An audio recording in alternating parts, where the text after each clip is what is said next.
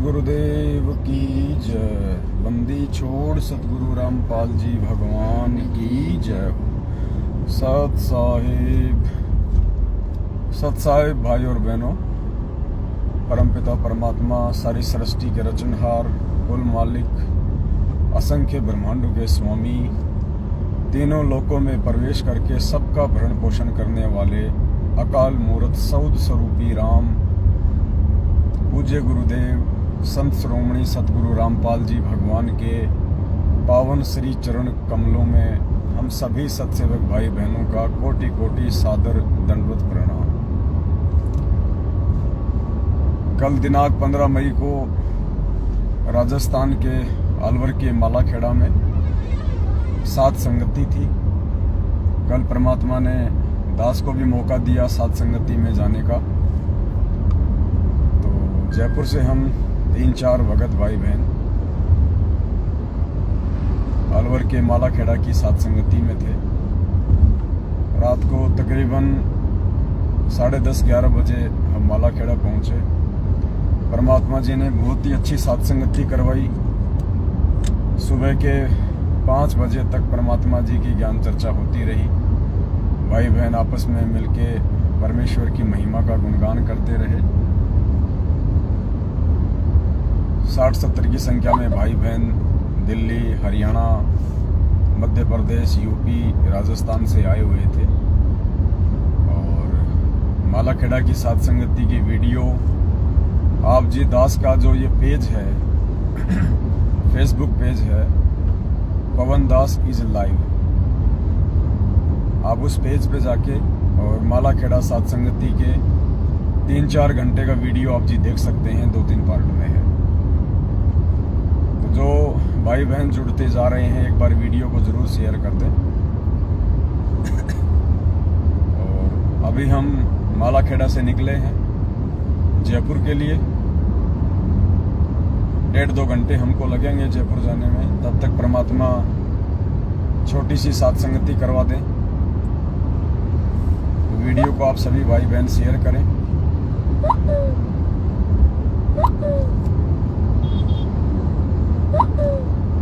और कुछ छोटी छोटी बातें थी जो आप सभी भाई बहनों को बतानी थी, सात संगति से संबंधित है, पूज्य गुरुदेव जी को भोग लगाने से संबंधित है, जिनकी जानकारी हमको होना अति आवश्यक है। एक बार सभी भाई बहन वीडियो को ज़्यादा से ज़्यादा शेयर कर दें, तब तक हम परमात्मा का मंगलाचरण कर देते हैं। सत साहिब बंदी छोड़ सतगुरु रामपाल जी भगवान की जय हो।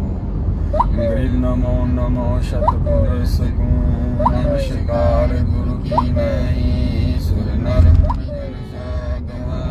संतों सर्वस भी नहीं। सतगुरु साहिब संत सब दंडोतम प्रणाम। आगे पीछे मध्य हुए तिनको जाकुर नराकार निर्विषम काल जाल में भंजना।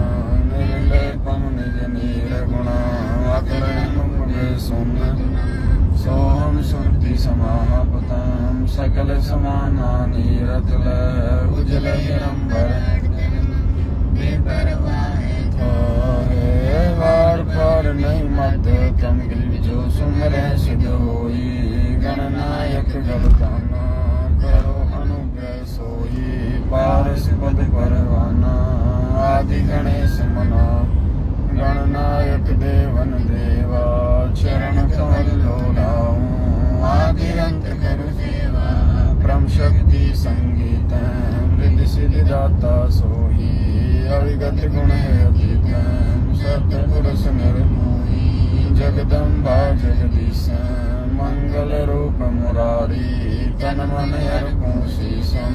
भक्ति मुक्ति भंडारी सुर नर मुनि जन ज्ञान। ब्रह्मा विष्णु महेशा शेष सहस मुख गावे। पूजे आदि गणेश इंद्र कुबेर सरीखा। वरुण धर्म राजा सुमरत जीवन जीका।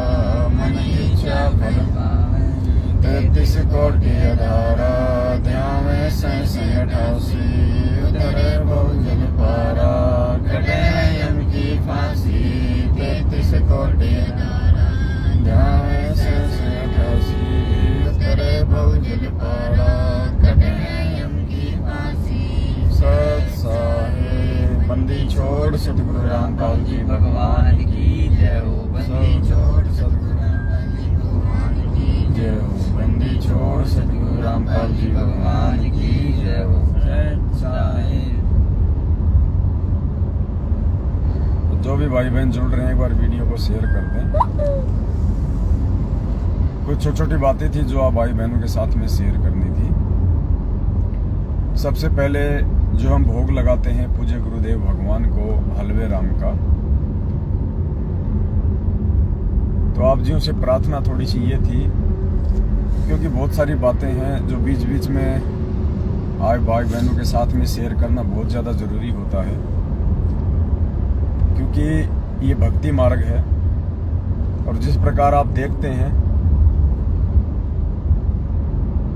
जैसे हमको मोबाइल खरीद के लाते हैं और मोबाइल में हर महीने या 15 दिन में एक नया अपडेट आ जाता है और नए फीचर के साथ में हम उसको इंस्टॉल करते हैं, ठीक इसी प्रकार ये जो भक्ति है ये सीढ़ी दर सीढ़ी हमारे को चढ़ना है। परमात्मा धीरे धीरे धीरे धीरे हमारे को इस भक्ति मार्ग में आगे बढ़ाएंगे, आगे लेके चलेंगे। मालिक को भी पता है कि एकदम से हम सारी भक्ति क्रियाओं को अपने ऊपर लागू नहीं कर पाते हैं, इसलिए परमात्मा धीरे धीरे धीरे धीरे हमें भक्ति विधि से परिचित करवाते रहते हैं।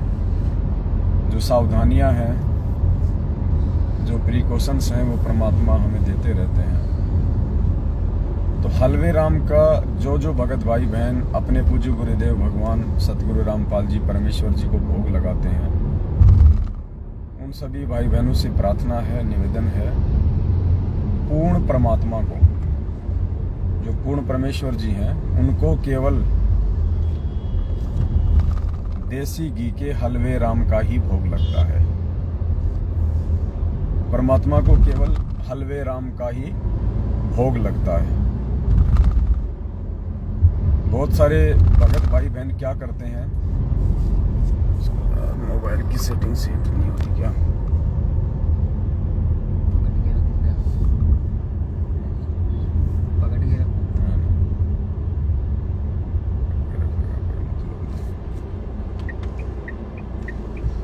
थोड़ा दाद सेटिंग ठीक कर देते हैं मोबाइल की।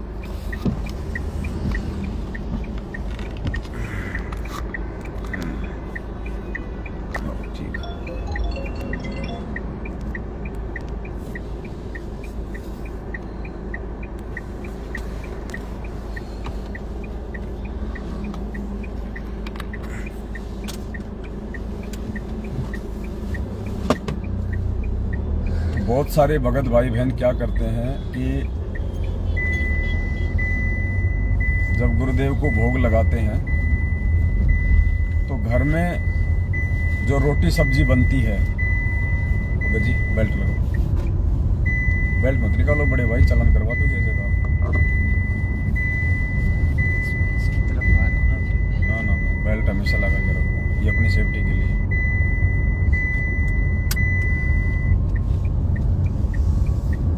घर पे जब हम परमात्मा जी को भोग लगाते हैं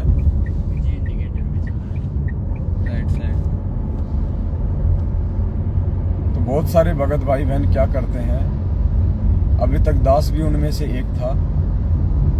हम जैसे घर पे भंडारा बनाते हैं, सब्जी रोटी, उसका भी हम पूज्य गुरुदेव जी को भोग लगाते हैं भोग की आरती के साथ।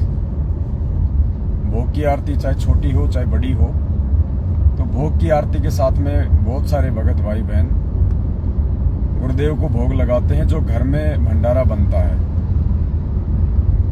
और वो भंडारा हम रिफाइंड में बनाते हैं, हम तेल में बनाते हैं।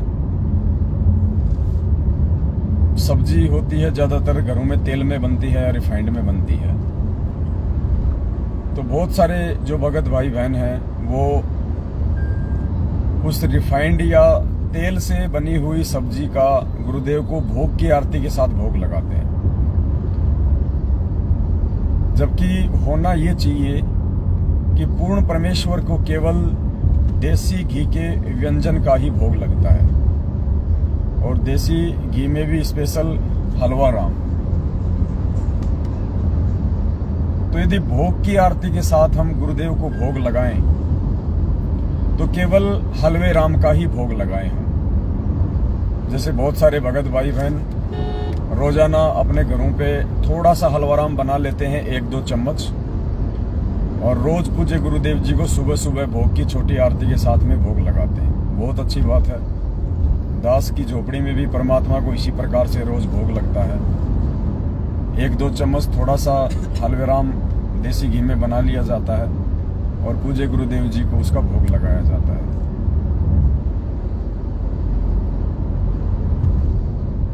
ये जो विधि है ये तो बिल्कुल सही है, ये सत्य है। अब हमने क्या नहीं करना है, हमने सावधानी क्या रखनी है। हम जो भंडारा बनाते हैं अपने घर पे, भंडारे में जैसे सब्जी बन गई, और सब्जी यदि तेल में बनी हुई है या रिफाइंड में बनी हुई है, तो हमने उस भंडारे का पूज्य गुरुदेव जी को भोग की आरती के साथ भोग नहीं लगाना है। आप अंदेव की आरती के साथ में भोग लगा सकते हैं। जो अंदेव की छोटी और बड़ी आरती आती है, हमारे पास जो भक्ति बोध है परमात्मा जी की दी हुई, जिसमें 3 समय की आरती है, उसमें अंदेव की छोटी आरती है। आरती अंदेव तुम्हारी जासे काया पले हमारी, रोटी आदि रोटी अंत, रोटी ही को गावे संत, रोटी मध्य से सब साध, रोटी देवा अगम अगाध। ये बड़ी है छोटी है? बड़ी वाली है क्या?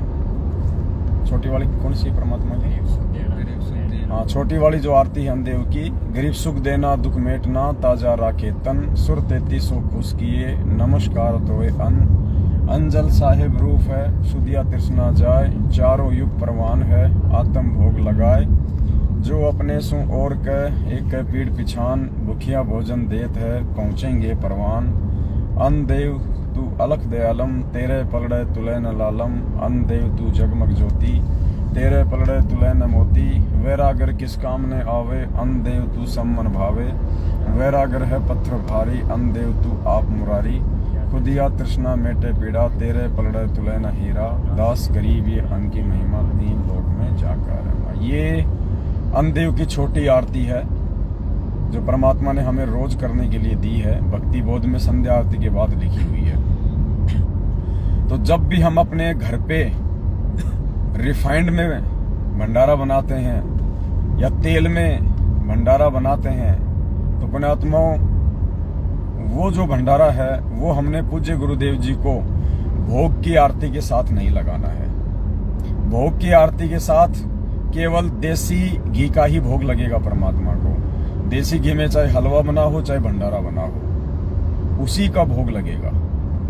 बाकी भंडारा यदि तेल में बना है, रिफाइंड में बना है, तो आप जी अनदेव की आरती ही करें। जब हम जैसे खाना खाते हैं, थाली में भोजन डाल लेते हैं और उस समय हम जो अनदेव की छोटी आरती करते हैं, फिर खाना खा के अनदेव की बड़ी आरती करते हैं। बस हम उसी प्रोसीजर को अपनाएं।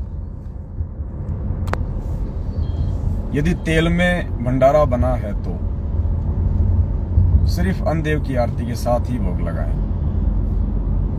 बाकी हलवाराम यदि आप बनाते हैं, अब वो आपकी आर्थिक स्थिति और आपके समय के ऊपर है कि आप रोज सुबह सुबह परमात्मा को छोटी भोग की आरती के साथ हलवाराम का भोग लगाते हैं, या सप्ताह में लगाते हैं, या महीने में लगाते हैं, या 15 दिन में लगाते हैं, वो आपकी अपनी व्यवस्था के ऊपर है। तो यदि आप देसी घी का कोई भंडारा बनाते हैं या हलवा बनाते हैं, तो केवल उसी को आप भोग की छोटी या बड़ी आरती के साथ सतगुरुदेव जी को भोग लगाएं। अगर आप भंडारा तेल में बना रहे हैं तो आप गुरुदेव को भोग की आरती के साथ भोग ना लगाएं। ये एक विशेष सावधानी है, सभी भाई बहनों ने थोड़ा ध्यान रखना है। दूसरी चीज, जहाँ जहाँ सात संगतियाँ होती हैं, परमात्मा जी को भोग लगाया जाता है, तो कई बार क्या होता है, जैसे समय जो होता है भोग लगाने का, शाम के टाइम जैसे 7 से 7:30 के बीच का अमूमन टाइम होता है। तो बहुत सारे भाई बहन क्या करते हैं, साथ में भंडारे का भी भोग लगाते हैं।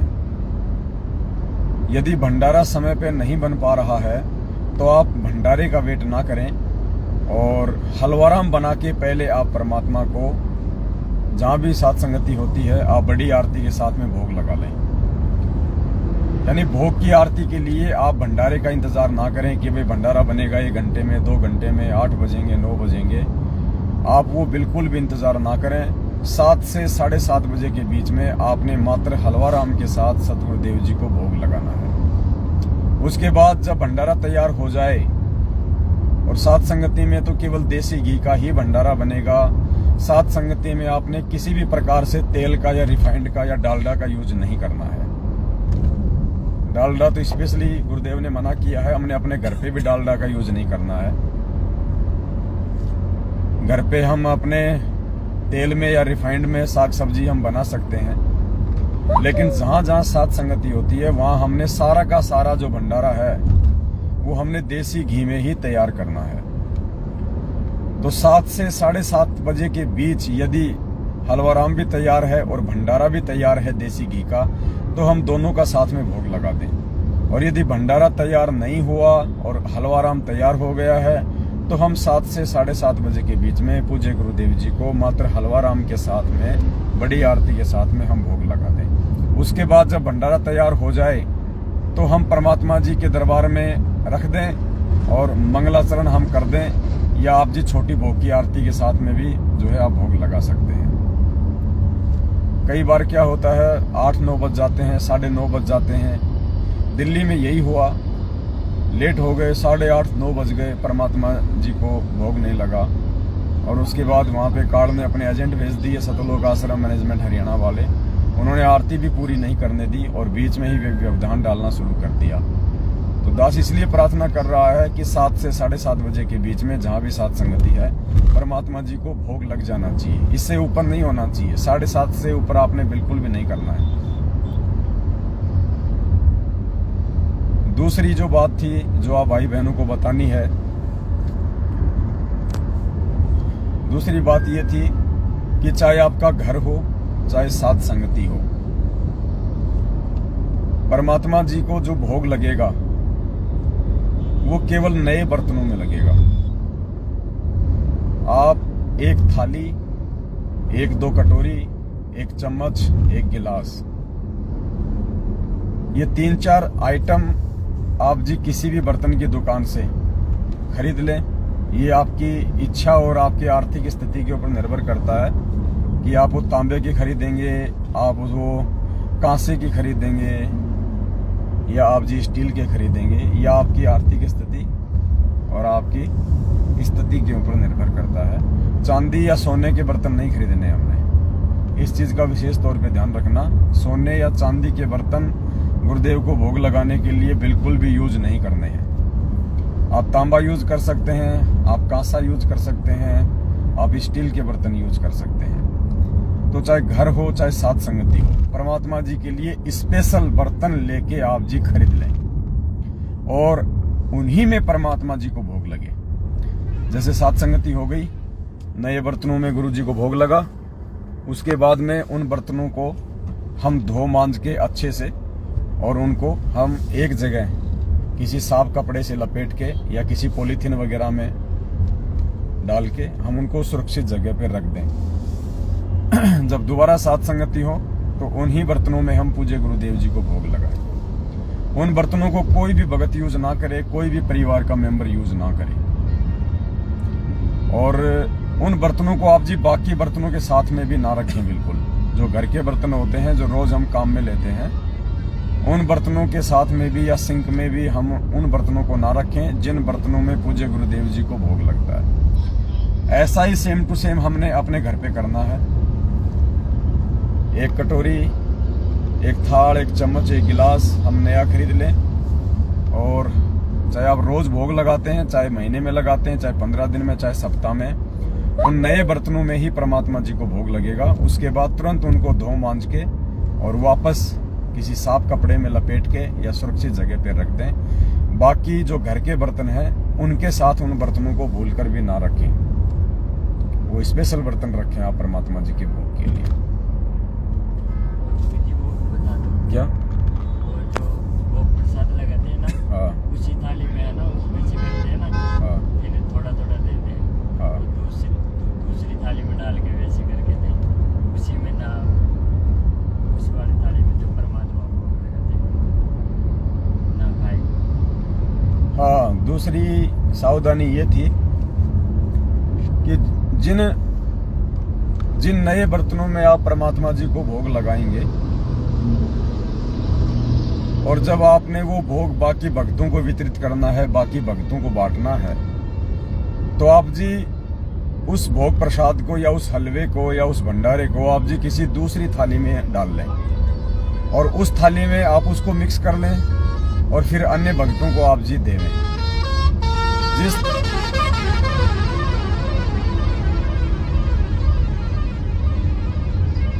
अरे रुक जा भाई।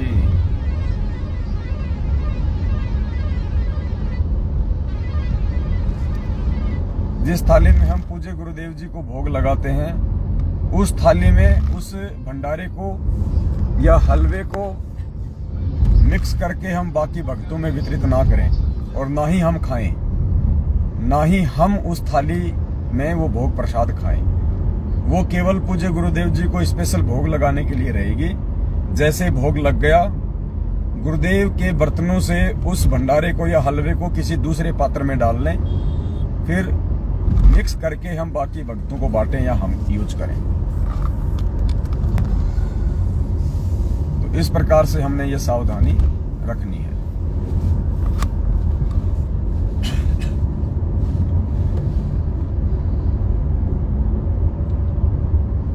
और क्या था भगत जी? माता बहनों का अलग बैठना। तीसरी चीज,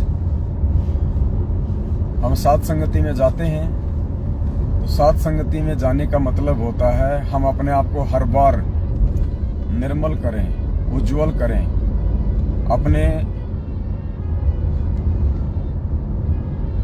अपने आप को हम साफ करें। हम साध संगति से कुछ सीख कर आए।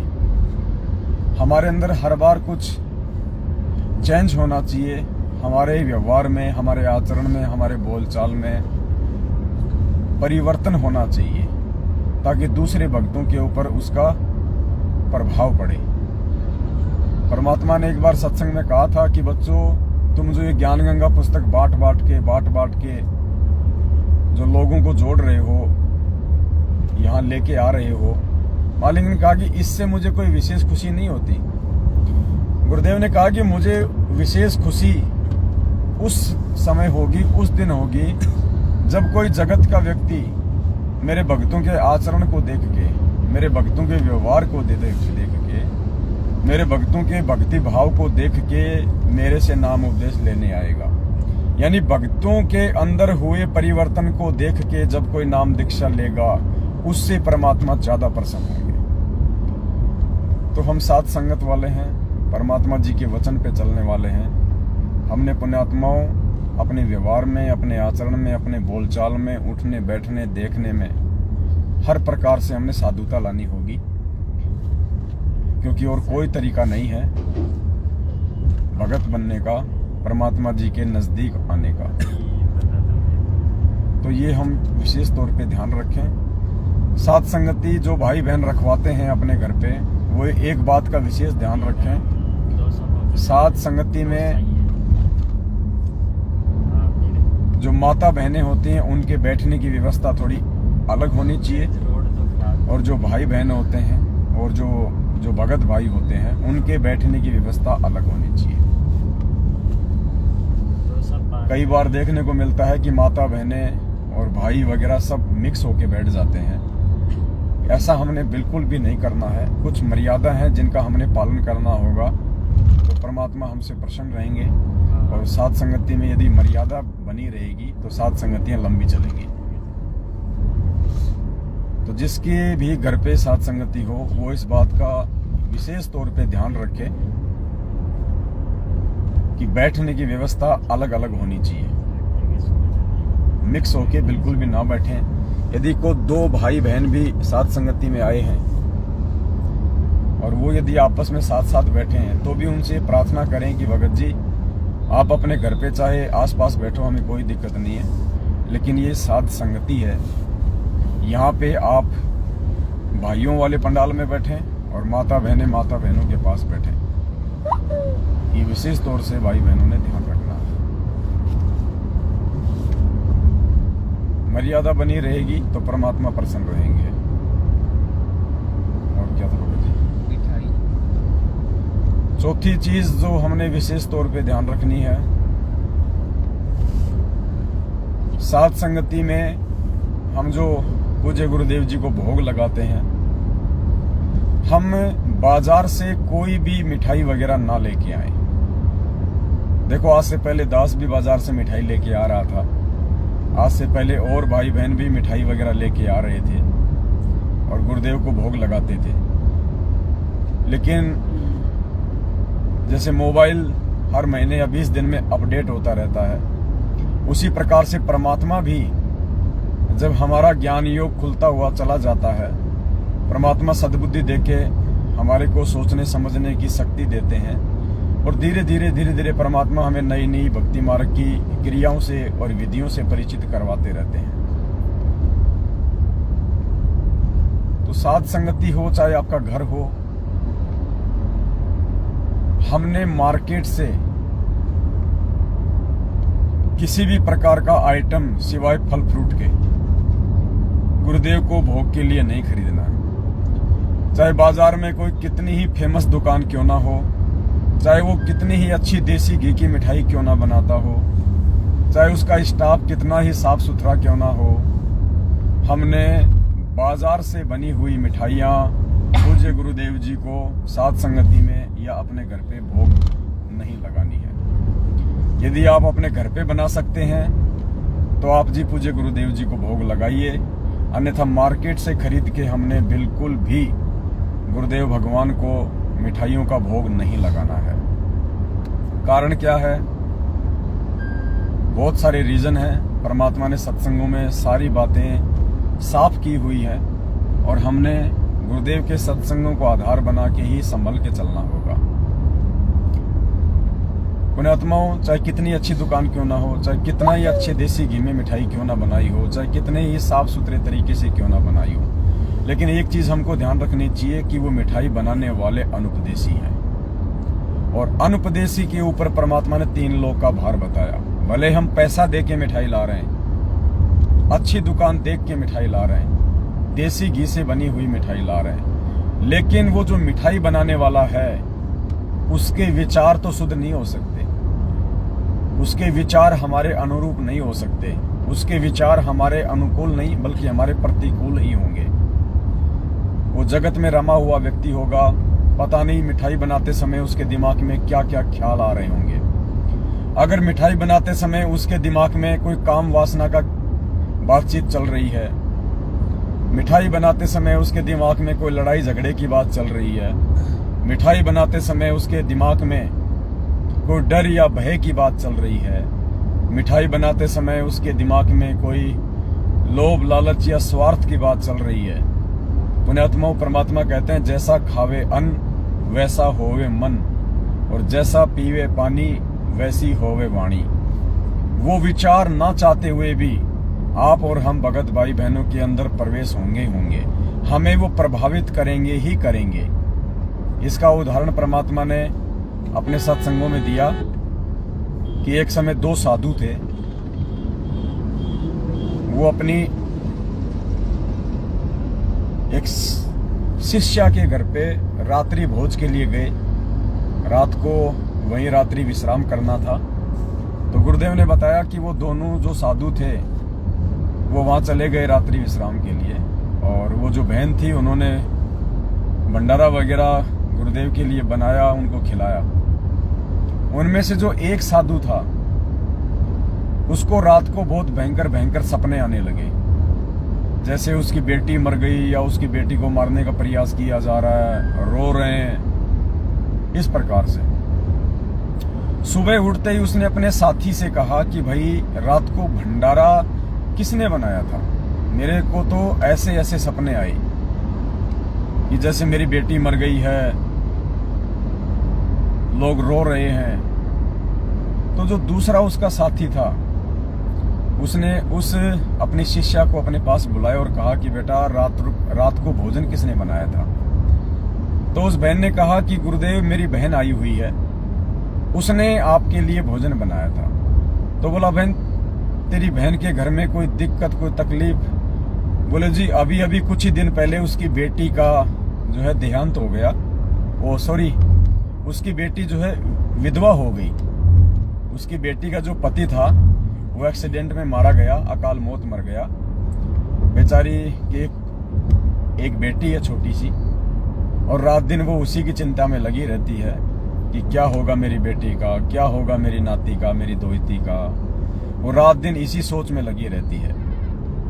तो पुण्यात्माओं, गुरुदेव ने हमें ये समझाना चाहा है कि भोजन बनाते समय भोजन बनाने वाले या बनाने वाली के जो विचार होते हैं, अच्छे या गलत, वो उस भोजन में शामिल हो जाते हैं और खाने वाले के ऊपर फिर उनका थोड़ा बहुत असर अवश्य होता है। तो इस बात को विशेष तौर पे ध्यान रखते हुए हमने आज के बाद कभी भी बाजार से बनी हुई मिठाइयाँ या कोई भी व्यंजन सिवाय फल फ्रूट और साग सब्जियों के हमने पूज्य गुरुदेव जी को भोग लगाने के लिए प्रयोग नहीं करना है। और कोशिश करो कि आप भी बाजार से बनी हुई कोई भी इस प्रकार की जो मिठाइयाँ वगैरह होती हैं या अन्य जो आइटम होते हैं, आप भी उनका प्रयोग ना करें। दास आपको ये बात इसलिए कह रहा है क्योंकि दास के ऊपर परमात्मा की मेहर हुई है, परमात्मा की दया हुई है। दास ने एक तो जितने भी प्रकार की जो एक कोल्ड ड्रिंक हैं, चाहे ड्यू हो, फेंटा हो, माजा हो, कोका कोला हो, लिम्का हो, यानी जितने भी प्रकार की जो एक कोल्ड ड्रिंक हैं, माजा हो, फ्रूटी हो, पिज हो, जितनी भी प्रकार की कोल्ड ड्रिंक जो आपको बंद बोतल में मिलती हैं, दास ने उन सब का यूज करना छोड़ दिया है। दास ने अपने पूज्य गुरुदेव सदगुरु रामपाल जी भगवान के चरणों की सौगंध खाई है। दास ने इस शपथ ली है कि हे परमपिता परमात्मा, आप जी दास को हिम्मत देना, दास को शक्ति देना परमात्मा। और दास आज के बाद में किसी भी प्रकार की कोल्ड ड्रिंक का जो कि मार्केट में बिजनेस के लिए बेची जाती हैं, जो 6-6 महीने तक खराब नहीं होती हैं, जिनको कोल्ड स्टोरेज में रखा जाता है, दास आज के बाद उन चीजों का यूज नहीं करेगा। क्योंकि उन चीजों का यूज करने से हमारी भक्ति बिगड़ती है। उन चीजों का यूज करने से हमारी मानसिकता पे प्रतिकूल असर पड़ता है। उन चीजों का यूज करने से हमारे अंदर कई प्रकार के छोटे मोटे विकार ऑटोमेटिक उत्पन्न होते हैं। कारण क्या है पुण्यात्माओं? जब परमात्मा ने सृष्टि रची और सृष्टि रचना फिर उस परमेश्वर ने आज सतगुरु रामपाल जी भगवान के रूप में आके हमें पढ़ाई, हमें बताई, तो क्या कहा परमात्मा ने कि उस परमेश्वर ने 7वें दिन सृष्टि रची, अपने तख्त पे जा बैठा और परमेश्वर ने बीज वाले जितने भी पौधे हैं, फल हैं, फूल हैं, वो इंसानों के खाने के लिए बनाए। गुरुजी ने ये नहीं कहा कि परमात्मा ने कोल्ड ड्रिंक बनाई, परमात्मा ने बर्फी बनाई या परमात्मा ने समोसे कचौड़ी बनाई। ये काल भगवान ने हमारे अंदर विकार उत्पन्न करने के लिए इन सब चीजों को बाद में बनवाया। परमात्मा ने हमारे को खाने के जो आदेश दिए हैं वो बीज वाले फल, फूल, अन्न, ये परमेश्वर के द्वारा दिए गए हैं।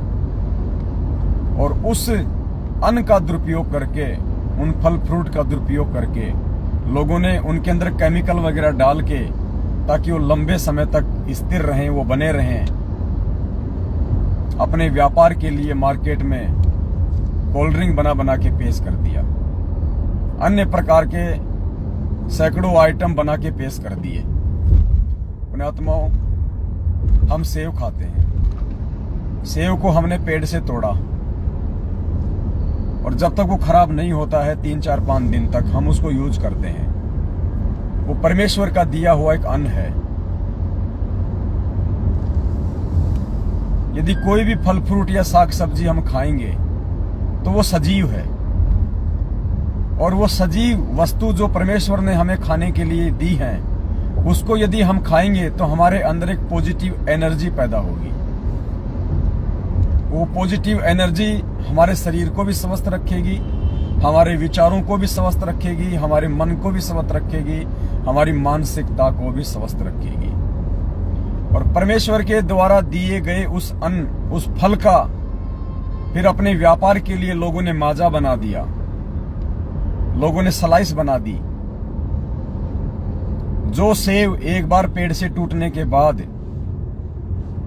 यदि हम प्राकृतिक तरीके से देखें तो वो 8-10 दिन से ज्यादा सेफ नहीं रह सकता। 8-10 दिन के बाद में वो खाने के लायक नहीं रहेगा। लेकिन लोगों ने अपने व्यापार के लिए उन्हीं फल फ्रूटों को मिक्स करके, उनको मार के, उनके अंदर अन्य प्रकार के घातक केमिकल वगैरह डाल के और बाजार में आप और हमारे सामने पेश कर दिया। वो 6-6 महीने खराब नहीं होते, 1-1 साल तक वो माजा खराब नहीं होती, वो कोका कोला खराब नहीं होती। तो पुण्यात्माओं, सोचिए हम क्या खा रहे हैं, हम क्या पी रहे हैं। वो चीज हमारे शरीर पे, हमारी मानसिकता पे, हमारे विचारों पे उल्टा असर डालेगी।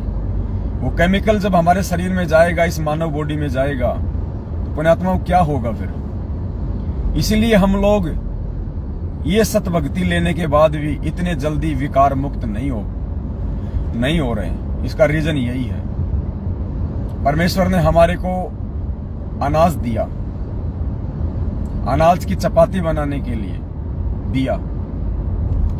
आज हमने उस अनाज का क्या कर दिया? लोगों ने उसका बर्गर बना दिया, लोगों ने उसका पिज्जा बना दिया, लोगों ने उसके चाउमीन बना दी, लोगों ने उसकी समोसे बना दिए, लोगों ने उसकी कचौड़ी बना दी, यानी उसको मार दिया। उस सजीव वस्तु को लोगों ने निर्जीव बना दिया। अब वो कचौड़ी, वो समोसा, वो तला हुआ, वो फ्राई किया हुआ,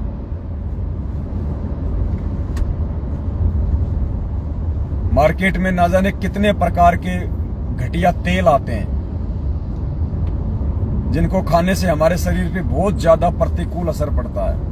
हार्ट अटैक की शिकायतें आती हैं।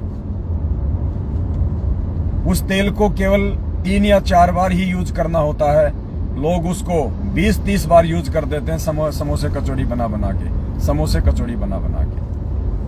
और उस गंध को फिर हम खाते हैं। वो निर्जीव वस्तु,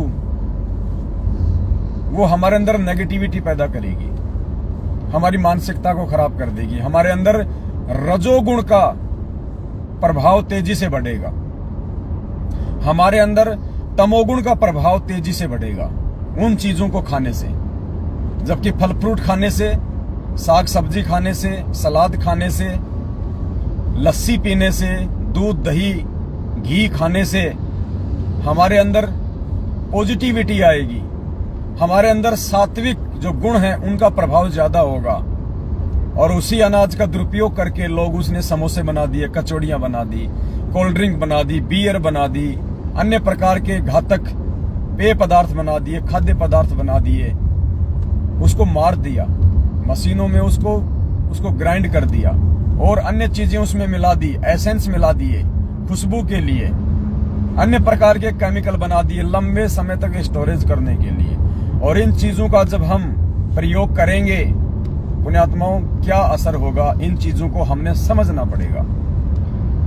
जिस प्रकार पूज्य गुरुदेव जी ने हमारे को शराब पीने के लिए मना किया है, हमारे को बियर पीने के लिए मना किया, क्यों मना किया पुण्यात्माओं? वो भी तो एक ड्रिंक है, शराब भी तो एक ड्रिंक है, बियर भी तो एक ड्रिंक है। बियर भी तो अनाज से बनती है, शराब भी तो फल फ्रूट से बनती है। परमेश्वर ने हमारे को फल फ्रूट खाने से तो मना नहीं किया, शराब पीने से क्यों मना किया, बियर पीने से क्यों मना किया? जो शराब और बियर होती है वो अंगूर से भी बनती है, सेब से भी बनती है, जौ से भी बनती है, गेहूं से बनती है। वो परमात्मा ने क्यों मना किया? क्योंकि परमेश्वर ने जो फल फ्रूट, जो अन्न हमको, जो जीवित वस्तु, जो पॉजिटिविटी पैदा करने वाली वस्तुएं जो हमारे को खाने के लिए दी थी। काल प्रेरणा से इस प्राणी ने अपने व्यापार के लिए, अपने धंधे के लिए लालचवश वशीभूत होके उन चीजों को निर्जीव बना डाला। शराब बना दी, कोल्ड ड्रिंक बना दी, पिज्जा बना दिया, बर्गर बना दिया, चाउमीन बना दिया, सैकड़ों प्रकार के पेय पदार्थ और खाद्य पदार्थ बना दिए। ऐसी ऐसी सॉस बना दी। आप टमाटर को तोड़ने के बाद, टमाटर को खेत से तोड़ने के बाद, पेड़ से तोड़ने के बाद आप टमाटर को ज्यादा से ज्यादा 3 या 4 दिन के अंदर अंदर यूज कर सकते हैं। उसके बाद वो खराब हो जाएगा। लोगों ने सॉस बना दी, केचप बना दिए। 6-6 महीने वो टमाटर की चटनी खराब नहीं होती। पुण्यात्मा, विचार करो उसमें क्या ऐसा केमिकल है जो 6 महीने तक उसको खराब नहीं होने देता। खराब नहीं होने देने का मतलब उसमें के अंदर बदबू पैदा नहीं होती। बाकी वो तो खराब है ही, वो तो शुरू से ही खराब है, लेकिन उसके अंदर बदबू नहीं आती। और 6 महीने बाद हम उस टमाटर की चटनी को खा रहे हैं। पुण्यात्मा, हम जहर खा रहे हैं, हम पॉइजन खा रहे हैं। और जब तक हम इन चीजों को खाते रहेंगे जो काल भगवान की प्रेरणा से हमारा मानसिक और शारीरिक संतुलन बिगाड़ने के लिए, ये किसान सॉस आज से पहले तो नहीं थी। 100 साल पहले तो टमाटो की चटनी नहीं बनती थी ऐसी। ये कोई केमिकल नहीं थे 100 साल पहले। 100 साल पहले कोल्ड ड्रिंक भी नहीं थी। 100 साल पहले ये आपकी स्लाइस, लिम्का, फेंटा, माजा, ड्यू ये तो नहीं थी। 100 साल पहले पुण्यात्माओं कोई पिज्जा, बर्गर, चाउमीन तो नहीं बनाया करता था। 100 साल पहले ये डिब्बा बंद, ये टिन पैक फूड भी नहीं थे। 100 साल पहले ये चटपटे आइटम, ये क्या खाते हैं बच्चे, ये कुरकुरे वगैरह, ये और क्या आती है वो आलू की बनती है, चिप्स, ये पहले तो नहीं थे पुण्यात्माओं। ये मैगी वगैरह ये पहले तो नहीं थे। ये आज क्यों बनी? इतने सारे डिब्बा बंद पेय पदार्थ, खाद्य पदार्थ आज मार्केट में भरमार है, भरमार।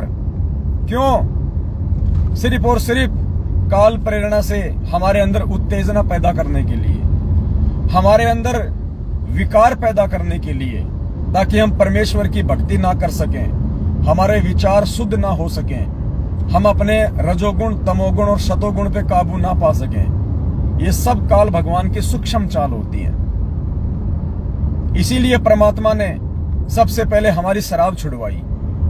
शराब के अंदर भी तो एक नशीला पदार्थ होता है जो हमारी मांसपेशियों को, हमारी नसों को स्थिर कर देता, सुन्न कर देता है, हमारे सोचने समझने की शक्ति को बंद कर देता है। कुछ समय के लिए हम मदोश हो जाते हैं। पुण्यात्मा, कोल्ड ड्रिंक भी वही चीज है।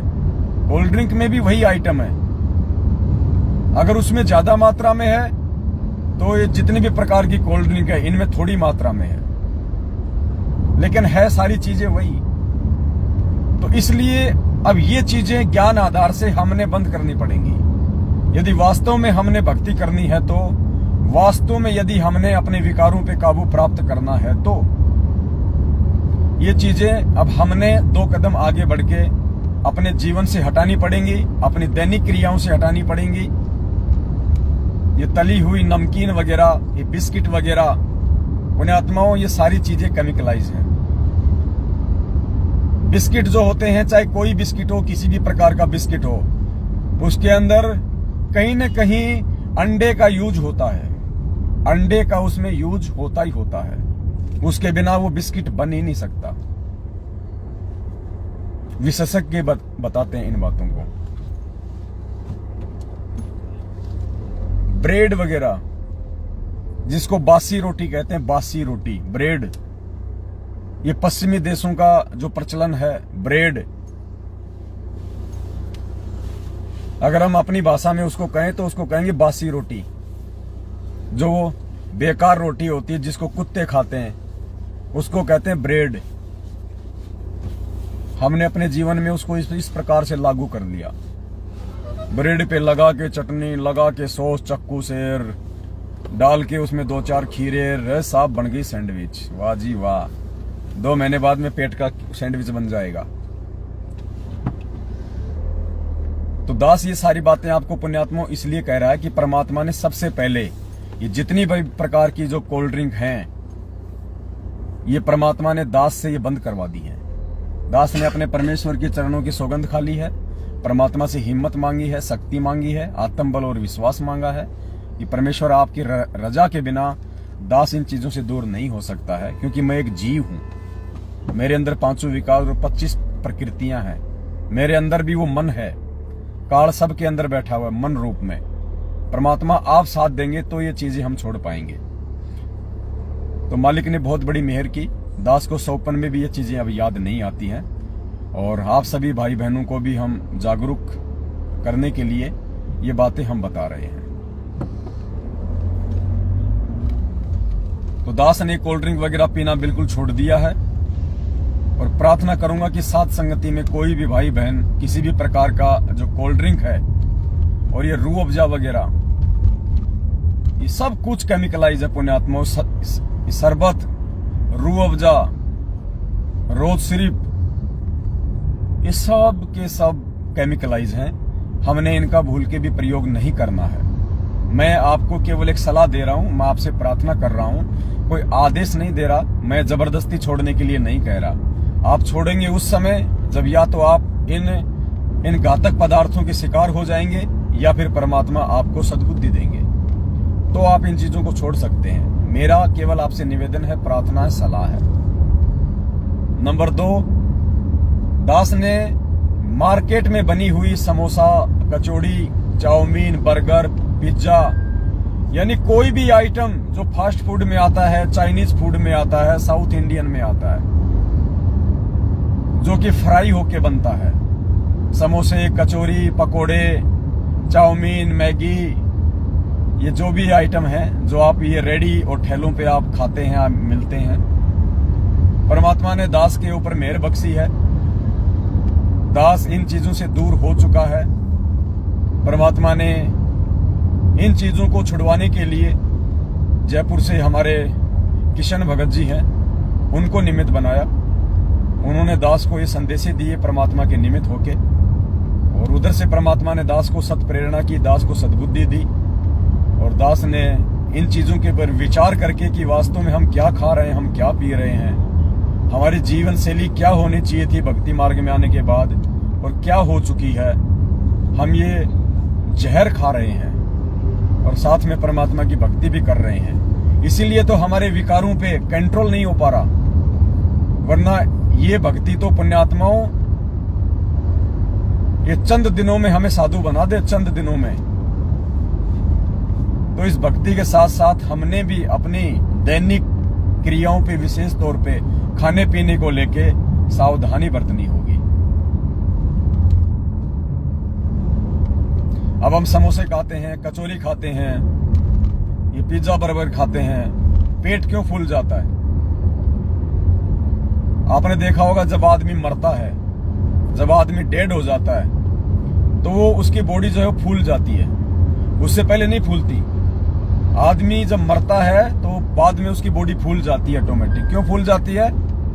क्योंकि उसके शरीर की जो कोशिकाएं हैं वो मर जाती हैं, वो काम करना बंद कर देती हैं, वो शून्य हो जाती हैं, तो वो शरीर फूल जाता है। और जब हम ये समोसा, कचौरी, पिज्जा, बर्गर, सैंडविच ये खाते हैं तो हमारे शरीर में फुल आउट शुरू हो जाती है, या किसी का पेट बाहर आना शुरू हो जाता है। क्यों? क्योंकि वो कोशिकाएं जो है वो मर रही हैं।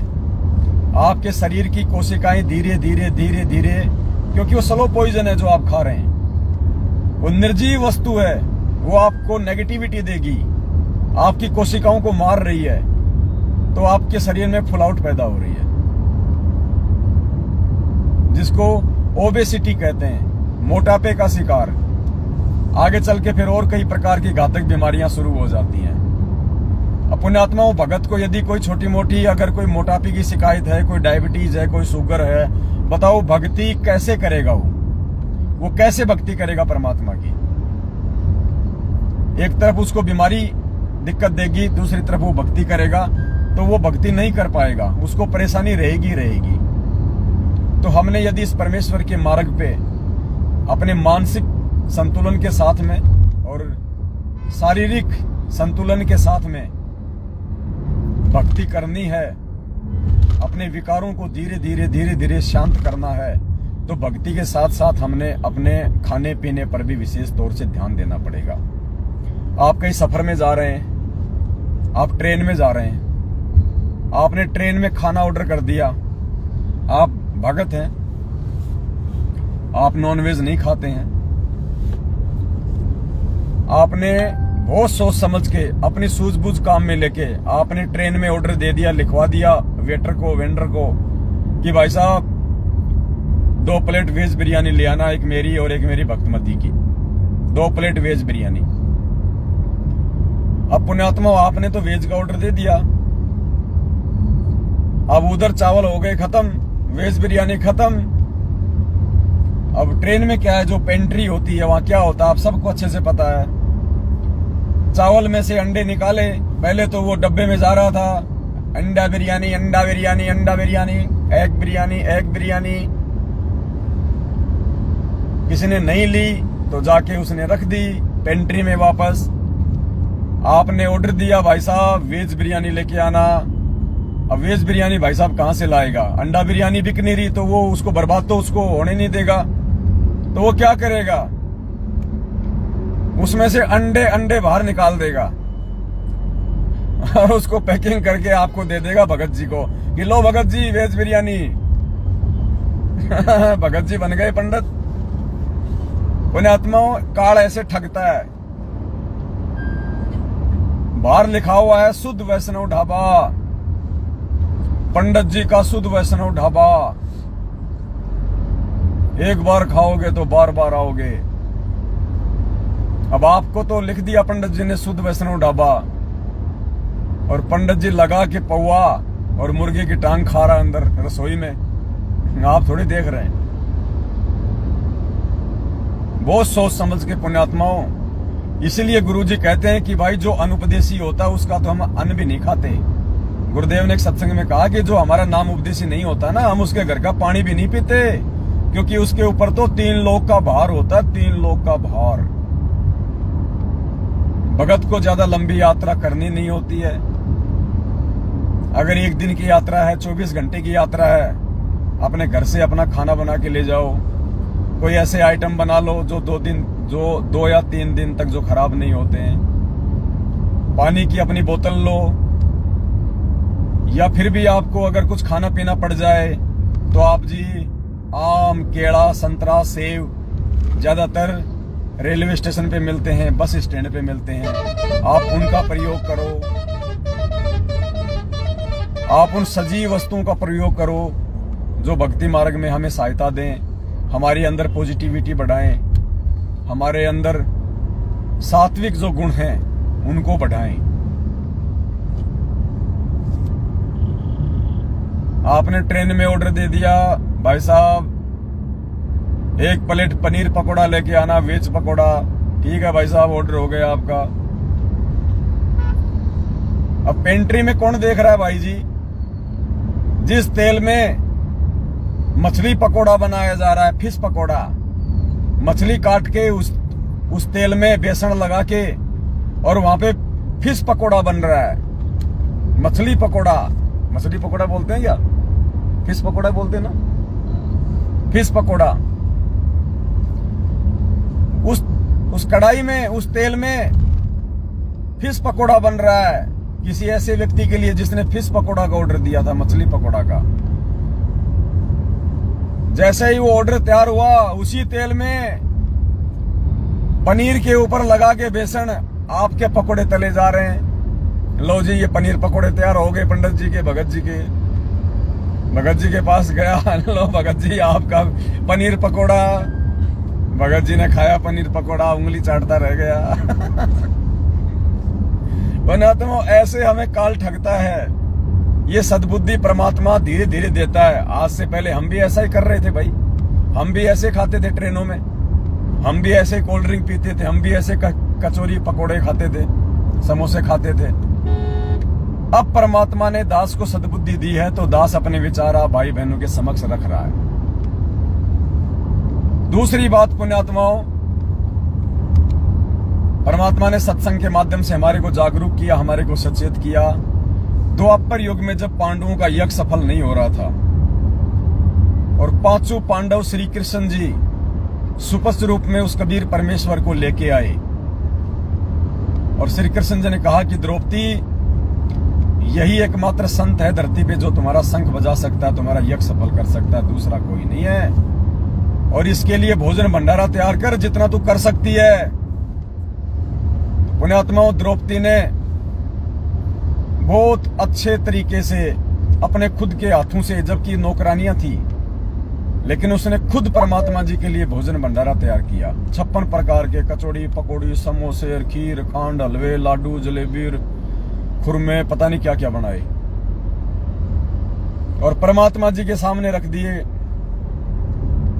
परमात्मा जी ने सबको मिक्स किया और खाने लगे, 5 ग्रास बना लिए। तो द्रौपदी के मन में, वो भोजन बनाने वाली के मन में क्या विचार आए? देखना, विचार करना पुण्यात्माओं। भोजन बनाते समय कोई गलत विचार नहीं आया, लेकिन भोजन परमेश्वर के आगे रखने के बाद बनाने वाली के मन में क्या विचार आए कि ये काहे का संत है, ये काहे का ये पंचानन शंख बजाएगा, इसको खाना भी तो नहीं खाना आता ढंग से, कहां से जंगली आदमी उठा लाए घास फूस खाने वाला। द्रौपदी के मन में ये विचार आ गए, उस भोजन बनाने वाली के मन में इतने से विचार आए थे। पुण्यात्माओं, पांडवों का शंख नहीं बजा, पांडवों का यज्ञ सफल नहीं हुआ। और हम भी मार्केट से यदि कोई भोजन खरीदते हैं, कोई मिठाई खरीदते हैं, तो परमात्मा को ही भोग लगाने के लिए खरीदते हैं। और जब द्रौपदी के मन में ऐसे विचार आने से परमात्मा ने भोग प्रसाद स्वीकार नहीं किया, अर्थात उनका शंख। नेट तो खत्म नहीं हो गया आपका? आ गया। सत्साई पुण्यात्माओं, थोड़ा नेटवर्क की प्रॉब्लम आ गई थी। तो कहने का मतलब है, हमने परमेश्वर के द्वारा दिए गए सत्संगों को आधार बनाना पड़ेगा। ये कथाएं जो परमेश्वर ने हमें सुनाई है, उन कथाओं को आधार बना के हमने अपनी जीवन शैली में परिवर्तन करना पड़ेगा। अपने खान पान, अपने रहन सहन, हम किन लोगों की संगति कर रहे हैं, हम किन लोगों से ज्यादा मिल रहे हैं, उन लोगों के विचार भी हमारे को प्रभावित करेंगे। यदि हम अच्छे लोगों की संगति कर रहे हैं, अपने ही भगत भाई बहनों की संगति कर रहे हैं, और भगत भाई बहनों की भी उनकी जो मर्यादा में है, जो गुरुदेव को भगवान मानते हैं, परमात्मा मानते हैं, तो हमारे विचार भी उनके जैसे ही बनेंगे, भक्ति में सहायक होंगे। और यदि हम जगत वालों की संगति करते हैं, अनुपदेशी व्यक्ति की संगत करते हैं, तो पुण्यात्माओं, उसके विचार हमारे को प्रभावित करेंगे, उसके विचार हमारे अंदर कुप्रेरणा पैदा करेंगे, उसके विचार हमारे अंदर विकार पैदा करेंगे। और परमात्मा कहते हैं कि आज नहीं तो कल, कभी न कभी आपके अंदर, आपके मन में भक्ति और भगवान के प्रति कोई न कोई विक्षेप आ ही सकता है। इसलिए परमात्मा ने अपनी वाणी में भी कहा कि दुनिया से ती दोस्ती और पड़े भजन में भंग, एक का एक ही राम से के साधु के संग। कि दुनिया वालों के पास, अनुपदेशी व्यक्ति के पास बैठने से भी पाप लगता है, क्योंकि वो तो वही बातें करेगा, मेरा छोरा वो कर रहा है, मेरी बेटी वो कर रही है, वो इंजीनियर बन गया, वो 1 लाख रुपए महीने की तनख्वाह ले रहा है, उसने बड़ी गाड़ी ले ली, उसने कोठी बना ली। उसके तो वही विचार, वो तो वही सारी बातें सारा दिन वो करेगा। तो पुण्यात्मा, उसके विचार हमको भी प्रभावित करेंगे, और आज नहीं तो कल, कल नहीं तो परसों, कभी न कभी हम उसके विचारों से प्रभावित होंगे, क्योंकि ये काल का लोक है। यहाँ पे चारों तरफ रजगुण, तमोगुण, सतोगुण फैला हुआ है। परमात्मा हमें 50 साल समझाएगा, और कोई भी बाहरी व्यक्ति हमें 5 मिनट में अपने विचारों से प्रभावित कर देगा। यानी यदि हम 5 दिन परमात्मा का सत्संग सुनेंगे, तो हम गुरुदेव के सत्संगों से इतने प्रभावित नहीं होंगे जितने कि 5 मिनट किसी अनुपदेशी व्यक्ति की रजोगुण, तमोगुण, सतोगुण युक्त बातों से हम प्रभावित हो जाएंगे। तो इसका एक ही तरीका बताया परमात्मा ने कि ऐसे व्यक्ति के पास हमें बैठना ही नहीं चाहिए, हमें उनसे अपनी दोस्ती ही समाप्त कर देनी चाहिए। यदि आपकी ऐसे किसी व्यक्ति से दोस्ती है, भाईचारा ज्यादा है, तो आपने धीरे धीरे उसको कम कर देना चाहिए। या तो अपने उस मित्र को, अपने रिश्तेदार को परमात्मा से जोड़ दो, अन्यथा अपनी मित्रता उससे तोड़ दो, वरना एक दिन आपकी भक्ति मार्ग में वो बाधा बन के खड़ा हो जाएगा। वो मित्रता आपकी शत्रु बन जाएगी, परमात्मा की भक्ति में बाधक बन जाएगी। इसलिए गुरुजी कहते हैं अगर बैठो तो अपने भगत भाइयों के साथ बैठो, अपने भगत भाई बहनों से चर्चा करो, या परमात्मा के नाम पे लगे रहो, कोई सत्संग सुन लो, कोई शब्द सुन लो। ये तरीका बताया परमात्मा ने भक्ति पे जीवित रहने के लिए। तो पुण्यात्माओं, ये 7 संगतियां परमात्मा इसीलिए रखवा रहे हैं कि हम सतगुरु रामपाल जी भगवान के हिसार जेल से बाहर आने तक हम लोग भक्ति मार्ग पे जीवित रह सकें। इसीलिए परमात्मा ये 7 संगतियां रखवा रहे हैं, वरना सतलोक आश्रम मैनेजमेंट हरियाणा के पीछे लगी हुई लाखों की संख्या में संगत का क्या हाल हो रहा है। कोई भी गुरु मर्यादा में नहीं है, सबकी मर्यादा खंडित करवा रखी है, सबकी मर्यादा। किसी से राजनीति करवा के, किसी को आरक्षणों में बैठा के, किसी से ज्योति पाठ और दान का पैसा लेके, कुपात्र लोगों को देके, जाट आरक्षण में देके, आनंदपाल सिंह जो गैंगस्टर था उसकी सीबीआई जांच में देके, दे दान करवा के, रक्त दान करवा के, अन्य बहुत प्रकार से रैली धरनों का समर्थन करवा के, उन जगत वालों का जिनसे हमारा कोई लेन देन नहीं, परमात्मा के वचन को तोड़वाया। क्योंकि आपने ऐसे व्यक्तियों की संगत कर ली जिनसे हमारा मन नहीं मिला। परमात्मा कहते हैं कबीरा तहां जाइए रह संतन की प्रीत, इष्ट मिले और मन मिले, मिले सकल रस रीत। गुरुजी कहते हैं कि यदि आप भगत हो, आपने नाम उपदेश ले रखा है, तो आपने ऐसे लोगों की संगति करनी चाहिए, आपने ऐसे लोगों के बीच में रहना चाहिए, बैठना उठना चाहिए, जिनके साथ आपके विचार, आपका मन, आपकी भक्ति क्रिया मेल खाती हो। कबीरा तहां जाइए रह संतन की प्रीत, यानी आप कहीं भी जाओ, देश में विदेश में कहीं भी, परमात्मा कहते हैं साधु के संपर्क में रहो, अच्छे भक्तों के संपर्क में रहो, उनसे प्रीति बना के रखो, उनसे प्यार प्रेम बना के रखो। कबीरा तहां जाइए रह संतन की प्रीत। कौन से साधु संतों से? इष्ट मिले और मन मिले, मिले सकल रस रीत। उस भगत भाई से आपका इष्ट मेल खाना चाहिए, यानी आप जिसको इष्ट मान के पूजा कर रहे हैं वो भी वैसे ही विचारों वाला होना चाहिए। जैसे हम 7 संगत वाले सतगुरु रामपाल जी भगवान को अपना इष्ट मान के हम उनकी पूजा करते हैं, उनको भोग लगाते हैं। तो यदि आप ऐसे किसी भगत भाई के संपर्क में रहेंगे, उसके पास उठेंगे बैठेंगे, तो ही आप भक्ति पे जीवित रह पाएंगे, तो ही आपके विचार शुद्ध रह पाएंगे। वरना देख लो, एक ही गुरु के शिष्य हैं, सतसेवक और सतलोक आश्रम मैनेजमेंट। आज हमारा इष्ट भी मेल नहीं खा रहा, हम दोनों का इष्ट भी अलग अलग है। काल प्रेरणा से और अपनी अज्ञानता के चलते, गुरुदेव के तत्व ज्ञान युक्त सत्संगों को ना समझ पाने के चलते, सतलोक आश्रम मैनेजमेंट हरियाणा और गुरुजी का कलयुगी परिवार एक दाढ़ी मूछ वाली फोटो को, जो काल्पनिक फोटो है, हाथ से बनाया हुआ चित्र, उसको अपना इष्ट मानता है, उस फोटो को अपना इष्ट मानता है। जून के महीने में उसका प्रकट दिवस मना के उसकी पूजा करते हैं। और हम सत्सेवक सतगुरु रामपाल जी भगवान को, जो कि साक्षात धरती पे प्रकट है, मानव शरीर में प्रकट है, जिंदा रूप है, हम उनको अपना इष्ट मान के, उनके ज्ञान आधार से कि निर्गुण सरगुण एक है, दूजा ब्रह्म विकार, निर्गुण साहिब आप हैं, सरगुण संत विचार, और गुरु गोविंद दो नहीं भाई, जो दो समझेगा वो दोजक में जाई। फिर परमात्मा कहते हैं सतगुरु साहिब एक शरीरा, और सतगुरु बिना न लागे तीरा। फिर परमात्मा कहते हैं कि गुरु को पूर्ण ब्रह्म कर जाने।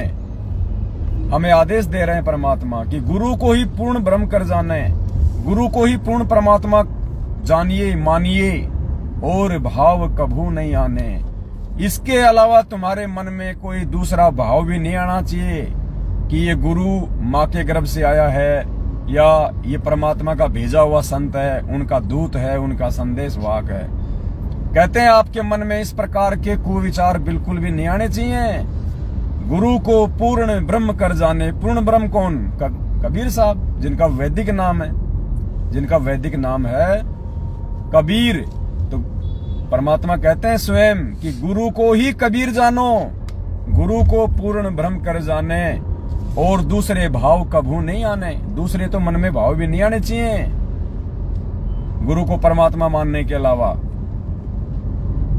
तो पुण्यात्माओं, जब आप किसी ऐसे भाई बहन की संगति करोगे, आप उसके संपर्क में रहोगे, तो उससे आपका इष्ट भी मेल खाएगा। इष्ट मिले और मन मिले, आपका और उसका जो मन है वो भी मिलेगा, क्योंकि आपकी जो क्रिया है वो सेम क्रिया है। वो भी भोग लगाता है गुरु जी को, आप भी भोग लगाते हैं। वो भी गुरु जी को कबीर परमात्मा मानता है, दाढ़ी मूछ वाली फोटो को नहीं मानता। आप भी गुरु जी को ही कबीर परमात्मा मानते हो, दाढ़ी मूछ वाली काल्पनिक फोटो को नहीं मानते। तो आपकी जो दोस्ती है, आपका जो प्यार प्रेम है, आपका जो मेल मिलाप है, वो बढ़ता ही चला जाएगा। इसलिए परमात्मा कहते हैं कबीरा तहां जाइए रह संतन की प्रीत, इष्ट मिले और मन मिले, मिले सकल रस रीत। आज हमारे विचार इसीलिए सतलोक आश्रम मैनेजमेंट हरियाणा से एक ही गुरु के शिष्य होने के बावजूद भी मेल नहीं खाते, क्योंकि हम साधु हैं। हम साधुता में रहना पसंद करते हैं।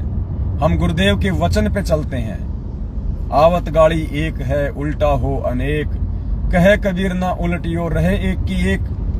हम गुरुदेव के इस वचन पे चलते हुए पिछले 7.5 साल से सतलोक आश्रम मैनेजमेंट हरियाणा और गुरुदेव के कलयुगी परिवार वालों की गालियां खा रहे हैं, उनकी मार खा रहे हैं, उनके कुवचन सहन कर रहे हैं, उनकी धमकियां खा रहे हैं। हमने उल्टा कभी भी उनको गाली नहीं दी, कभी भी मारने की मन में सोची भी नहीं, क्योंकि हम गुरु वचन पे चल रहे हैं।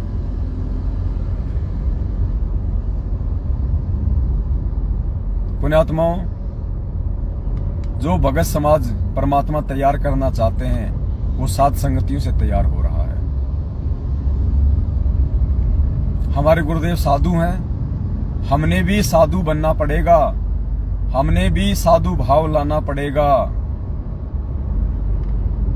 हमें अपने गुरुदेव के जैसा बनने का प्रयास करना है। मालिक कहते हैं गुरु को कीजिए दंडवत और कोटि कोटि प्रणाम, कीट न जाने भृंग को गुरु कर ले आप समान। इसी प्रकार गुरु अपने भगत को, अपने शिष्य को, अपने सेवक को अपने जैसे गुणों युक्त करना चाहता है, अपने जैसा बनाना चाहता है, तब कहीं जाके पुण्यात्माओं सतलोक जाने का नंबर आएगा। ये फर्जी सार नाम ले लेके यार चैनी खैनी लगाते हो गाल के नीचे, बिगड़ गए तुम तो। पहले ठीक था, और जैसे ही रोहतक से फर्जी सार नाम लिया, हरियाणा से फर्जी सार नाम लिया मैनेजमेंट से, उसके बाद भाई साहब गाल के नीचे चैनी खैनी लगाने लग गया, शराब पीने लग गया, भक्तमती के साथ गाली गलौज करने लग गया, मारपीट करने लग गया। ये दुर्बुद्धि क्यों पैदा हुई? 2 कारणों से। परमात्मा ने बताया कि 2 कारण होते हैं इसके। सबसे पहला कारण है मनमाने आचरण में सहयोग करना। मनमाना आचरण जो 7.5 साल से सतलोक आश्रम मैनेजमेंट हरियाणा के द्वारा भगत समाज से करवाया जा रहा है। राजनीति, आरक्षणबाजी, गैंगस्टरों की सीबीआई जांच, फालतू के धरने, प्रदर्शन, रैलियां, गुरुजी की जमानत के लिए डीएम, सीएम, पीएम को धरने ज्ञापन। अरे नालायको, अरे जब गुरुजी को परमात्मा मान लिया तो गुरुजी की जमानत के लिए इन 2 कोड़ी के सीएम पीएम के आगे भीख मांगोगे तुम? तुम्हारा बुद्धि स्तर तालाब के कीचड़ से भी नीचे जा चुका है। ये मर्यादा तुड़वा दी आप लोगों की। इस प्रकार के घटिया कुकर्म करवा के आपके गुरु को मानुष साबित करवा दिया इन्होंने। आपके गुरु का जन्मदिन मनवा दिया इन लोगों ने, जन्मदिन। आदरणीय गरीबदास जी महाराज जी ने कहा कि गुरु को मानुष कर जानते, वो नर कहिए अंधे, ओवे दुखी संसार में फिर आगे काल के फंदे। तो गुरु को मानुष कैसे माना जाता है? गुरु का जन्मदिन मनाना, यानी जन्मदिन उसका मनाया जाता है जो मां से जन्म लेता है, जो जेल में लिपट के आता है, जो गंदगी में लिपट के आता है, जो 84 लाख योनियों का जो प्राणी होता है, उसको कहते हैं जीव, मनुष्य, मानव। तो गरीबदास जी कहते हैं गुरु मानुष कर जानते, यानी अपने जैसा माँ के गर्भ से जेल में लिपट के आया हुआ मानोगे, अपने जैसा जीव मानोगे, अपने जैसा प्राणी मानोगे। तो कहते हैं गुरु मानुष कर जानते, वो नर कहिए अंधे। अरे वो इंसान, वो भगत तो अंधे हैं, अंधे। और वह दुखी संसार में, वो यहां भी दुखी रहेंगे जब तक जिएंगे तब तक। आज मैनेजमेंट दुखी है, मैनेजमेंट के पीछे लगी हुई संगत मां दुखी है, अकाल मौत हो रही है, सारनामी भक्तों के घरों से अकाल मौत, अर्थियां उठ रही हैं, घर घर में लड़ाई झगड़े, कुविचार, दुर्बुद्धि। इससे ज्यादा दुर्गति और क्या होगी? इससे ज्यादा दुखी और क्या होंगे ये लोग? तो कहते हैं होए दुखी संसार में फिर आ गए यम के फंदे। फिर कहते हैं कबीरा तेनर अंध हैं, जो गुरु को कहते और, यानी जो अपने गुरु जी को और समझते हैं। और यानी ये तो संदेश वाहक है, ये तो परमात्मा का भेजा हुआ है। गुरु को कहते और, यानी परमात्मा के अलावा जो अपने गुरु को और संज्ञा देते हैं। तो कहते हैं कबीरा तेनर अंध हैं, जो गुरु को कहते और। मालिक ने क्या कहा था पहले? पुण्यात्माओं, अभी एक सुरंग आएगी, हम लोग सुरंग में प्रवेश कर रहे हैं, 1 किलोमीटर की है। तो अभी हमारा जो नेटवर्क है वो काम करना बंद कर देगा। अभी आप थोड़ा लाइव रहिए, बाद में आपको दास बताएगा।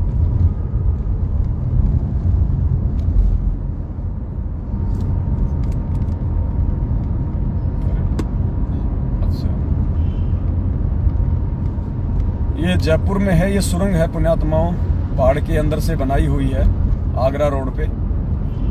हम इसके अंदर प्रवेश कर रहे हैं, पूरा अंधेरा है।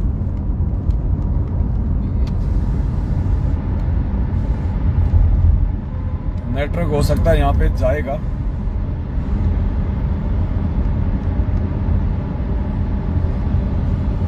मैं घुमाने का प्रयास करता हूँ, शायद आप लोग देख पाए, नहीं घूम पाएगा।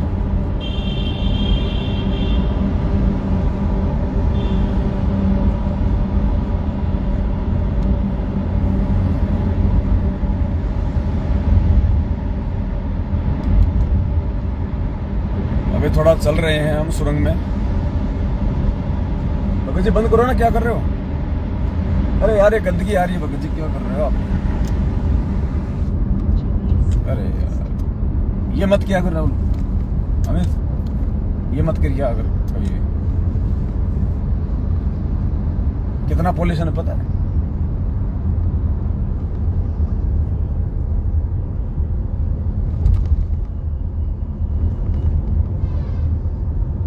पुण्यात्मा हम सुरंग के बाहर आ गए हैं।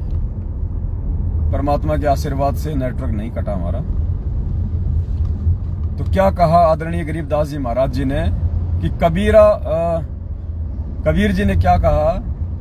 कबीरा तेनर अंध हैं, कि वो लोग अंधे हैं, वो मूर्ख हैं, वो मूर्ख की श्रेणी में हैं, जो गुरु को कहते और, यानी गुरु जी को परमात्मा के अलावा जो और कहते हैं कि ये तो संत है, ये तो खाली हमारा गुरुजी है, ये तो हमारा बाप है, हमारा पिताजी है। कहते हैं गुरु को कहते और। परमात्मा के अलावा यदि तुम गुरु को और कोई संज्ञा देते हो और परमात्मा नहीं मानते, यदि आप परमात्मा मानते हैं, फिर आप चाहे उन्हें बाप कहिए, आप उन्हें अपना गुरु कहिए, आप उन्हें महापुरुष कहिए, परमात्मा कहिए, जगत गुरु कहिए, कोई दिक्कत नहीं। लेकिन गुरु को परमात्मा ना मानकर यदि आप उन्हें कोई दूसरी संज्ञा दे रहे हैं, तो कहते हैं कबीरा तेनर अंध हैं, जो गुरु को कहते और। हरि के रूठे ठोर हैं, गुरु रूठे नहीं ठोर। गुरु को कहते और थोड़ी देर पहले एक क्या वाणी थी परमात्मा की कि गुरु को पूर्ण ब्रह्म कर जाने, और भाव कभू नहीं आने। इस वाणी का समर्थन ये दूसरी वाणी कर रही है कि कबीरा ते नर अंध हैं जो गुरु को कहते और, यानी गुरु को पूर्ण ब्रह्म के अलावा यदि आप कोई और संज्ञा देते हो, आप उन्हें परमात्मा ना मान के यदि कोई और चीज मानते हो कि ये तो खाली जगत गुरु हैं, ये तो खाली परमात्मा के भेजे हुए संदेश वाहक हैं, ये तो परमात्मा के दूत हैं, तो कहते हैं कबीरा ते नर अंध हैं जो गुरु को कहते और, हरि के रूठे ठोर हैं गुरु रूठे नहीं ठोर। तो पुण्यात्माओं, ये वाणियां परमात्मा ने हमें ऐसे नहीं दी हैं, कोई मनोरंजन के लिए नहीं दी हैं। परमात्मा को पता था कि मेरी संगत में काल प्रेरणा से ये घमासान धर्मयुद्ध छिड़ेगा, मेरे ही संगत के अंदर काल दो ग्रुप बना देगा। जो मनवस प्राणी होंगे, जो गुरु को मानुष मानेंगे, जो गुरु का जन्मदिन मनाएंगे, जो गुरु को अपने जैसा जीव मानेंगे, गुरु जी को पता था कि काल उनको ठगेगा, उनसे उल्टे कर्म करवाएगा, भक्ति विरुद्ध काम करवाएगा, आरक्षणबाजी और राजनीतियां करवाएगा, उनको ठगेगा।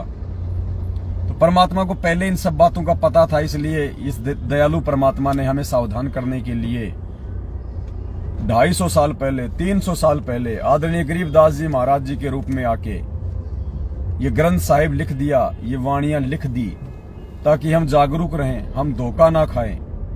650 साल पहले परमात्मा ने कबीर सागर लिखवा दिया, ढेरों वाणियां लिखवा दी ताकि हम धोखा ना खाएं। और छांट छांट के सतगुरु रामपाल जी भगवान ने, उस कबीर परमात्मा ने आज हमारे को, हमारे गुरु बन के हमारे को नित्य नियम दे दिया, छांट छांट के वाणियां दे दी, अच्छी अच्छी वाणियां, प्यारी प्यारी वाणियां, जिनको अपने जीवन में धारण करके हम धोखा खाने से बच सकते थे। हमारे को असुर निकंदन रमेणी में दे दी वाणियां छाट छाट के, संध्या आरती में दे दी वाणियां छाट छाट के, सत्संगों में परमात्मा हमें 10, 20, 50 कुछ ऐसी वाणियां जो बार बार समझाते, बार बार बताते कि संगत माही कुसंगत उपजे जैसे बन में बास, आप घिस घिस आग लगा लेकर बनखंड का भी नाश।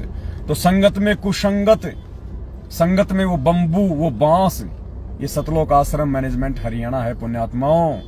काल ने इस मैनेजमेंट को, काल ने गुरुदेव के बेटा बेटी, भाई बंधु, रिश्तेदार, ये कोऑर्डिनेटरों को बंबू बना के, बांस बना के और आप लोगों के सिर पे बैठा दिया।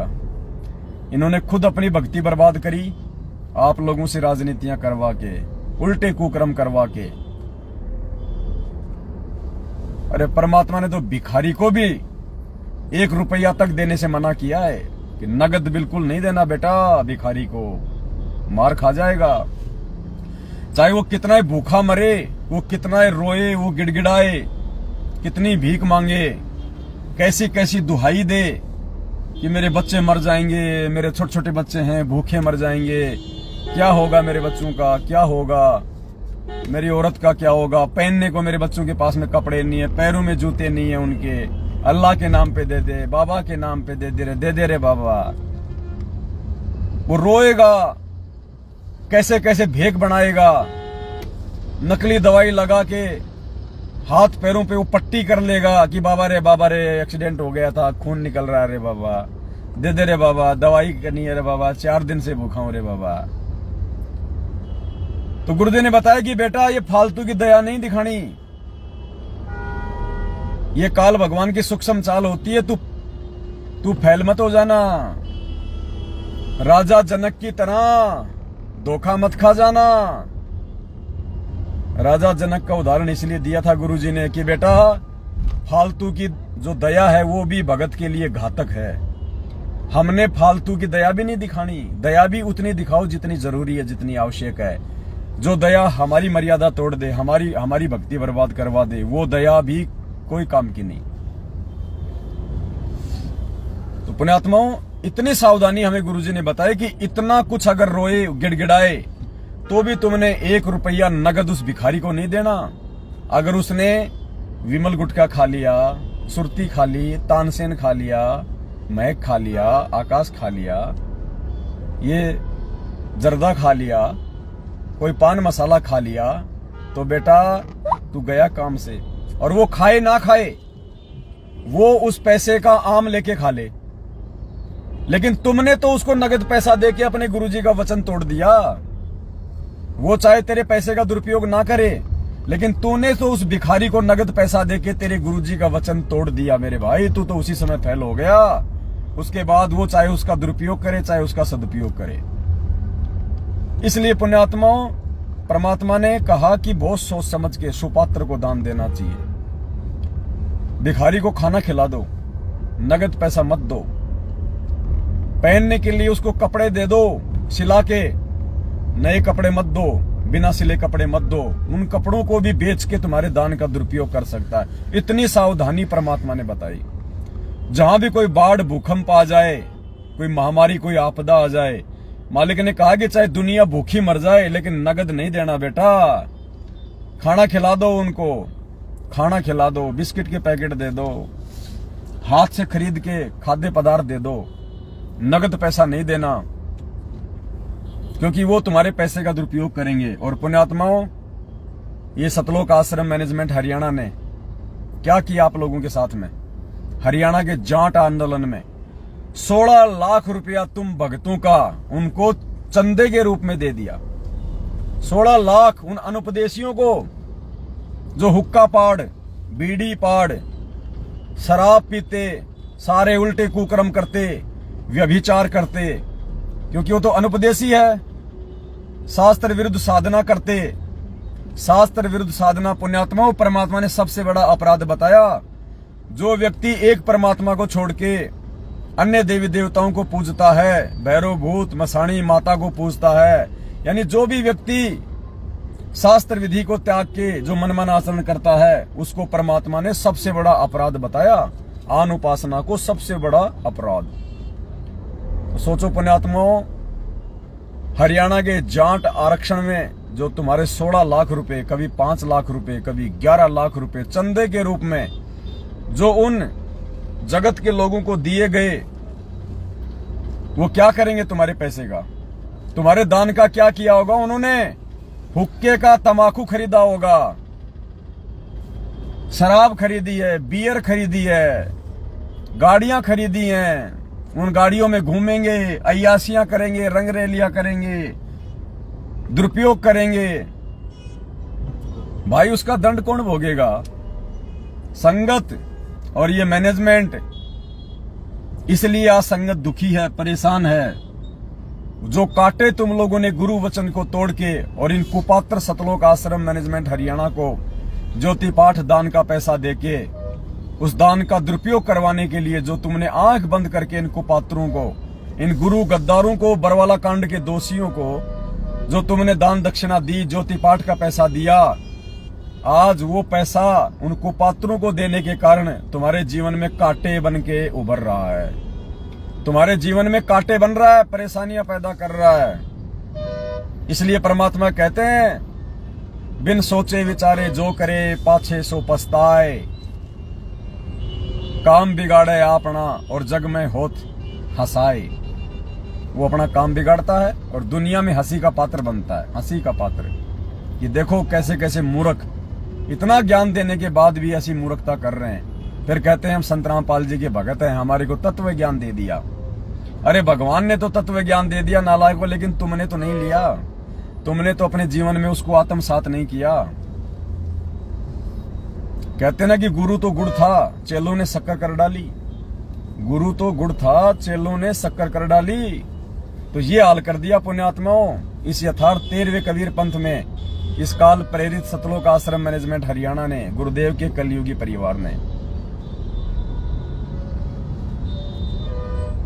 पुण्यात्माओं, एक एक कदम इस भक्ति मार्ग पे काल भगवान की सूक्ष्म चाल को गुरुदेव के आशीर्वाद से, गुरुदेव के ज्ञान आधार से समझ के धरने की आवश्यकता है। वरना ये ऐसे ठगता है, ये ऐसे ही। इसने अच्छों को ठग लिया भाई। आप और हमारी औकात क्या है 2 कोटि के जीवों की। इसलिए तो परमात्मा कहते हैं, तेरी क्या बुनियाद प्राणी तू पेंडा पंथ पकड़वो। सुखदेव ने 84 भुगती बनया पजावे खरवो। और तेरी क्या बुनियाद प्राणी तू पेंडा पंथ पकड़बो। पेंडा पंथ यानी अपने गुरुदेव के वचन पे दृढ़ होके चल नालायक। किसी दूसरे की बातों में मत चल, देखा देखे में मत चल, भेड़ चाल में अपना जीवन बर्बाद ना कर। ये देखा देखी का मार्ग नहीं है, ये भीड़ का मार्ग नहीं है कि मैनेजमेंट के पास भीड़ ज्यादा है तो वो सही है और सत्सेवकों के पास में भीड़ कम है तो वो थोड़ा है। अरे ऐसे तो राधा स्वामी पंथ में ज्यादा भगत हैं, ऐसे तो जय गुरुदेव पंथ में ज्यादा लोग हैं, दंदन सतगुरु में लाखों करोड़ों लोग हैं। और संत रामपाल जी के भगत तो उनकी तुलना में मुट्ठी भर भी नहीं है, मुट्ठी भर भी। तो क्या संत रामपाल जी का पंथ गलत पंथ हो गया? क्या संत रामपाल जी का पथ सही पंथ नहीं हुआ? अरे वो बंद किया भगत जी, हीट हो गई।